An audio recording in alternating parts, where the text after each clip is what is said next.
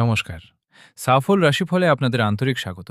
Video শুরু করার আগে কমেন্টে ৫ বার জয় শ্রীকৃষ্ণ অবশ্যই লিখুন। ভগবান শ্রীকৃষ্ণের কৃপায় আপনার জীবনে সুখ, শান্তি এবং সমৃদ্ধির আগমন হতে পারে। এবার গ্রহ ও নক্ষত্রের চলন অনুযায়ী জানুন আজকের দিন আপনার জন্য কি বিশেষ বার্তা নিয়ে এসেছে। অর্থ, কর্মজীবন, ভালোবাসা এবং স্বাস্থ্যের ক্ষেত্রে গুরুত্বপূর্ণ দিকগুলো কি হতে পারে। চলুন তাহলে শুরু করা যাক আজকের রাশিফল। তোমাদের ভাগ্যচক্র অ্যাস্ট্রোলজিতে অনেক অনেক স্বাগত। বন্ধুরা, তোমাদের দোহলি যে গেঁথে দিয়েছে পরিবারের এই বিশেষ মানুষটা, এমন একজন যে সবসময় তোমার সুবিধে নিয়েছে, দরকার পড়লে তোমার কাছ থেকে টাকা চেয়েছে, আর সর্বদা তোমারই বেয়াবড়ি করেছে। কে এই গদ্দার যে আস্তিনের সাপ হয়ে বারবার তোমাকে কাটছে? কখনো কখনো তোমার মনে হয় আমার রক্তের সম্পর্ক থাকা সত্ত্বেও কেউ আমার নিজের নয়।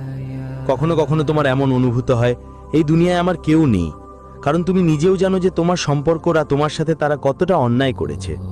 যখন দরকার ছিল তখন তোমার অনুষ্ঠানে কেউ আসেনি, যখন দরকার ছিল কেউ টাকা সাহায্য করেনি, এমনকি খারাপ সময় তোমাকে একা ছেড়ে চলে গেছে।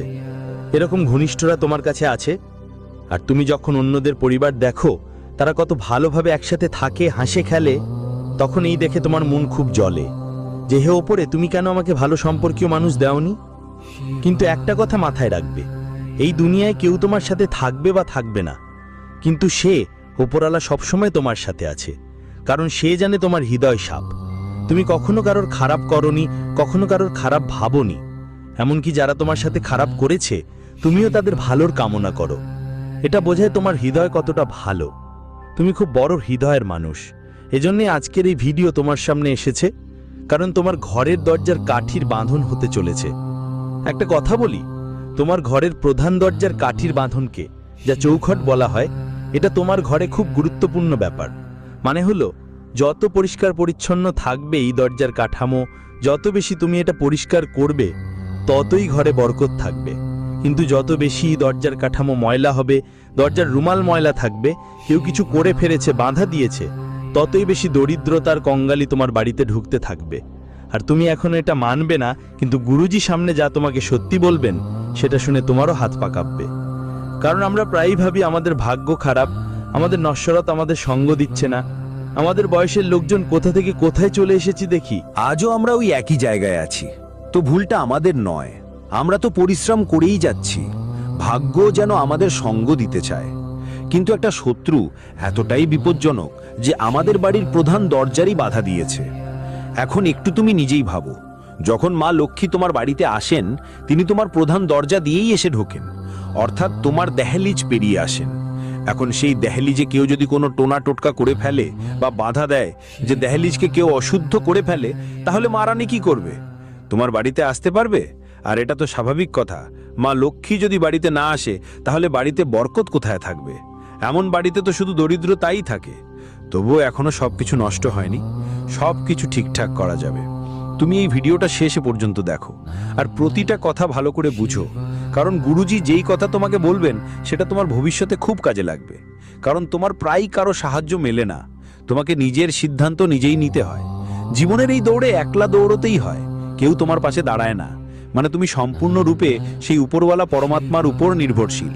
তাই এখন একদমই চিন্তা করো না, কারণ উপরওয়ালা পরমাত্মা তোমার হাত ধরে রেখেছেন, তোমার করুণ আহ্বান শুনেছেন এবং তোমাকে পথ দেখাবেন। এই ভিডিওর মাধ্যমে পরমাত্মা নিজেই একটা ইঙ্গিত দিচ্ছেন যে মানুষটা আজকের ভিডিও শেষ পর্যন্ত দেখবে সে সত্যিই খুব ভাগ্যবান হবে।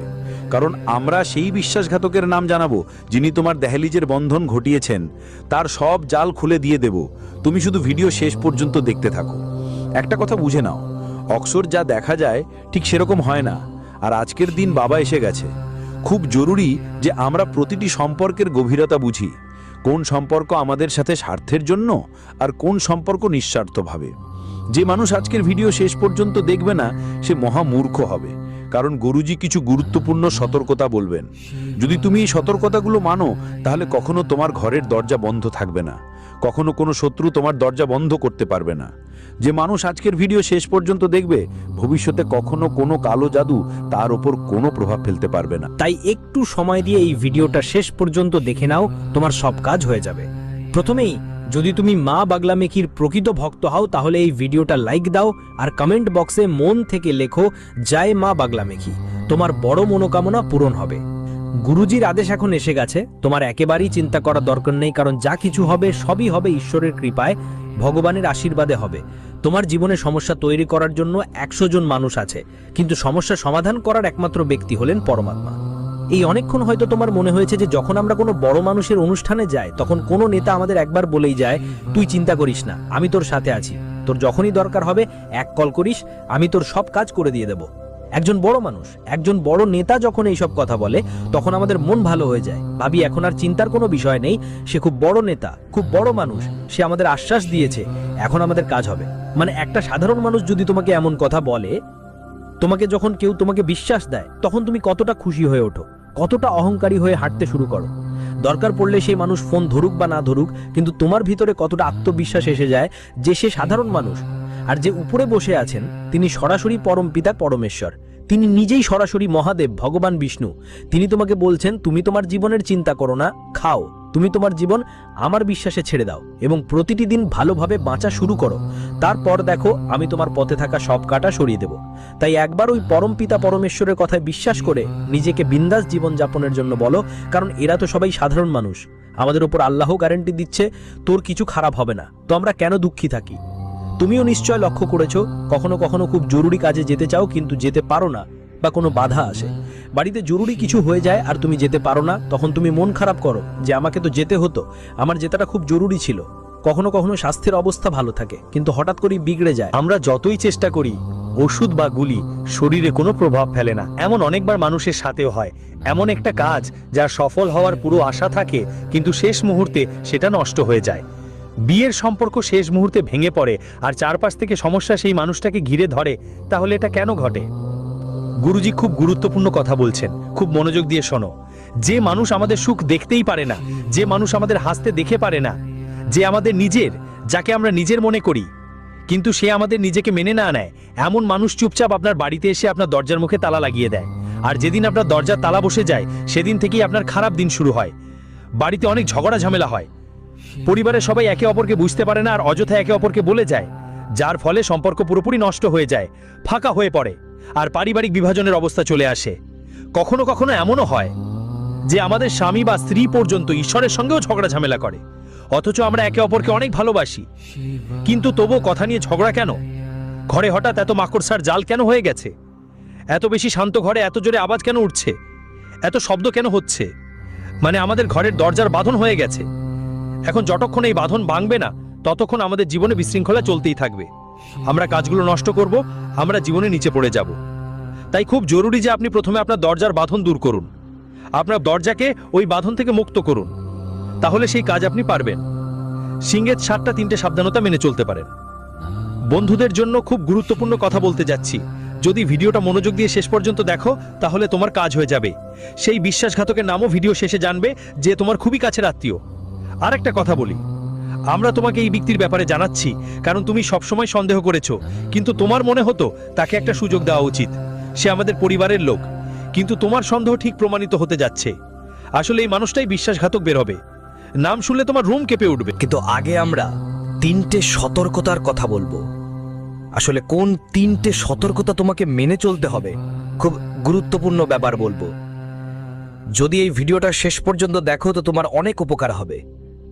প্রথম সতর্কতা হলো, তোমার যেই মেইন দরজা যেখান দিয়ে সব অতিথি আর মানুষ বাড়ির ভেতরে ঢোকে, ওই মেইন দরজার নিচের দেহুলি বা থ্রেশোল্ডটা তোমাকে বৃহস্পতিবারের দিনে হলুদের পানি দিয়ে ধুয়ে ফেলা উচিত, কারণ ওই দেহুলি তোমার বাড়ির সুখ দুঃখের কেন্দ্রস্থল, ভালো আর খারাপ সবকিছু আসার প্রধান জায়গা, রাস্তাটা আছে। তুমি চাইলে ওই রাস্তায় দেবী শক্তিগুলোকেও বুলিয়ে দিতে পারো, আর তুমি ভুল করলে ওই রাস্তায় তোমার বাড়িতে ভূতপ্রেত আত্মাগুলোও এসে পড়বে। এটা তোমার হাতে যে তুমি তোমার বাড়িটা কেমন রাখো। যে মানুষ কখনো স্নান করে না, শরীরকে অপরিষ্কার রাখে, সেই মানুষের ভেতরে খারাপ আত্মারা ঢুকে যায়, সেই মানুষের উপর কালো জাদু তন্ত্রমন্ত্র দ্রুত কাজ করে। কিন্তু যে মানুষ প্রতিদিন স্নান করে, ভগবানের মন্দির যায়, ভগবানের নাম নেয়, সেই মানুষের উপর দেবদেবতাদের করুণা থাকে, কখনো কোনো নেতিবাচক শক্তি ওর কাছাকাছি আসতেই পারে না, কারণ সে পবিত্র। ঠিক তেমনি আমাদের বাড়ির দরজার আঙিনা থাকে, আমাদের ওই দরজার আঙিনাটাও পরিষ্কার পরিচ্ছন্ন আর পবিত্র রাখতে। খুব ভালো করে আমার কথা শুনতে, গুরুজি যে কথা তোমাকে বলবেন সেটা আর কেউ বলবে না। সপ্তাহে 2-3 বার বাড়ির দরজার আঙিনাটা ভালো পরিষ্কার পানি আর গঙ্গা জল মিশিয়ে হলুদের সঙ্গে ধুয়ে নেওয়া খুব জরুরি, কারণ তন্ত্রমন্ত্র করতে তোমার বাড়ির দরজার আঙিনা বেঁধে রাখতে শত্রু একটা খারাপ পরিকল্পনা করতে পারে। আমরা তোমাকে জানিয়ে দিই, সরিষার দানা, কালো মরিচের দানা বা কালো সর্ষে যদি তোমার ঘরের দরজার কাছে পাওয়া যায়, বুঝে নাও তোমার ঘরের দরজার ওপর কোনো বন্ধন হয়ে গেছে, শত্রু কালো জাদু করেছে। কিন্তু প্রতিদিন পরিষ্কার পরিচ্ছন্নতা রাখবে, ঘরের দরজার খেয়াল রাখবে, তাহলে কোনো ভুল হবে না, কোনো সমস্যা হবে না। এটা বিশেষ করে তোমাকে খেয়াল রাখতে হবে। কিন্তু তুমি অবহেলা করো, ঘরের ভেতর মুছে ফেলবে, কিন্তু দরজার জায়গাটা গন্ধা রাখবে, তাহলে শুধু দারিদ্রতা বাড়বে, মা লক্ষ্মী কখনোই আসবে না। তোমাকে তোমার গোপন কথা, গোপন পরিকল্পনা, পরের ধাপ বাড়ির কারো সদস্যকে না বলো, যতক্ষণ না কাজটা পুরোপুরি শেষ হয়। মাঝে মাঝে আমরা খুব বেশি উচ্ছ্বসিত হয়ে পড়ি।